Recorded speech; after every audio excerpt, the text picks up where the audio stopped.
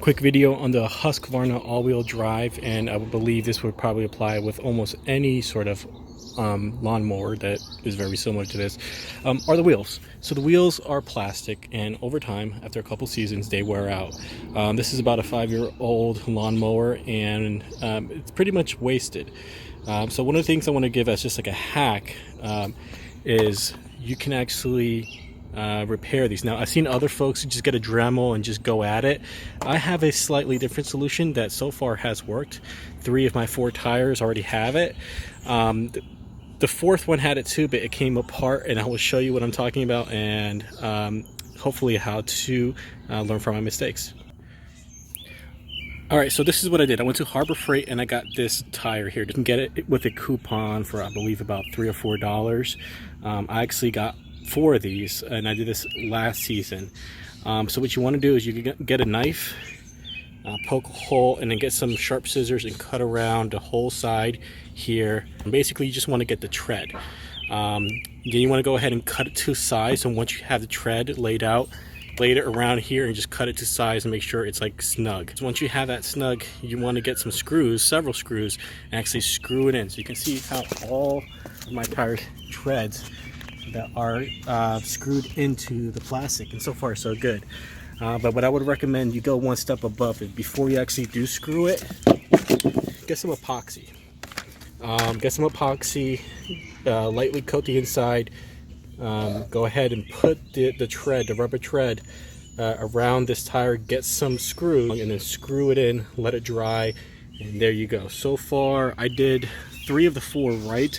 The 4th one, I didn't have long enough screws. I used very short screws, and it came apart. So here I am a season later. I'm going to repair it the same way, and I'll try to show you how that looks like. All right, here's a knife.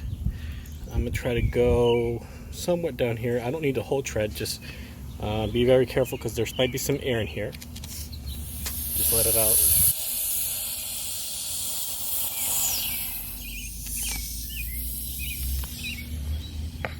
All right, I'm gonna take that knife out and get some scissors and go ahead and start cutting around. I only have one hand right now, so I'm gonna do this off camera and come back.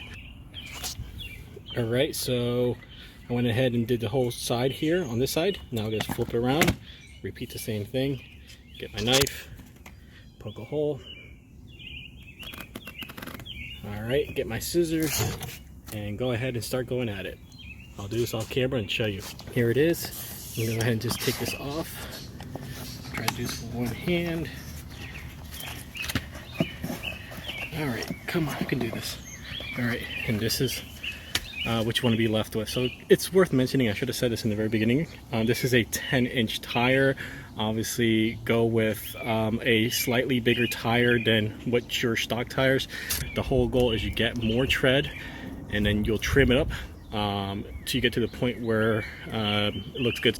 So here I am, I'm almost done wrapping this up, just showing you how I'm cutting it. I'm basically cutting it in between these treads to leave a nice straight surface. All right, this is how it should look like.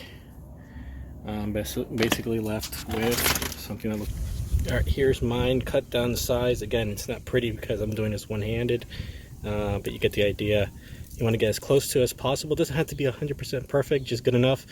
I'm going to go ahead and put some epoxy on the inside of this and get some self-tapping screws and just finally show you the end product. Obviously, you want to make sure it's not wet. Mine is just washed, so let's go ahead and dry this wheel off before we throw any epoxy on it.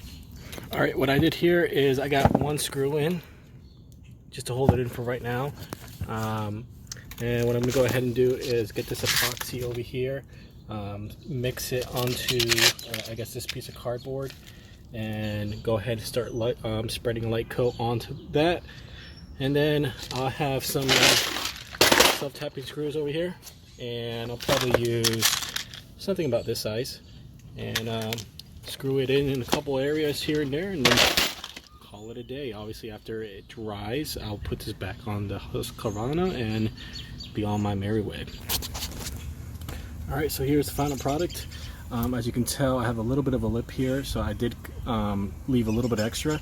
After this thing dries, I'm gonna come back with a razor and I want to trim that up, make it nice and flush. But You know, the idea here is just basically to get some extra tread. You can see I left, you know, a screw here and there, and certain areas I already have the epoxy on the inside of it, and I pretty much now have a tire with better tread.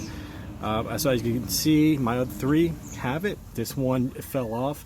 I originally did this whole entire job without the epoxy, and that's how the other three are set up, and they've lasted the whole season. This one I took a little bit extra precaution because it came off, so I added epoxy as a little bit of an insurance policy to make sure it doesn't come off. I'll be sure that if the other ones come off, I'll just go ahead and buy some epoxy and pretty much just reuse the same tread. So I can say last season when I did this, it was so much better having an all-wheel drive that had grip.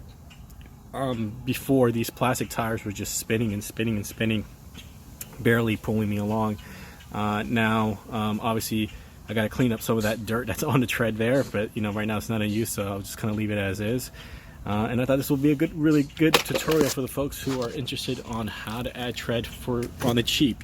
Trying to buy these Husqvarna wheels on Amazon or anywhere else I've seen it cost about, like, I think $30 or something like that. I don't know, maybe a little bit more. I think it was probably around 40, and I'm not going to spend that much money, you know. Let's go ahead and just buy tires from Harbor Freight and add the tread, and there you go, call it a day.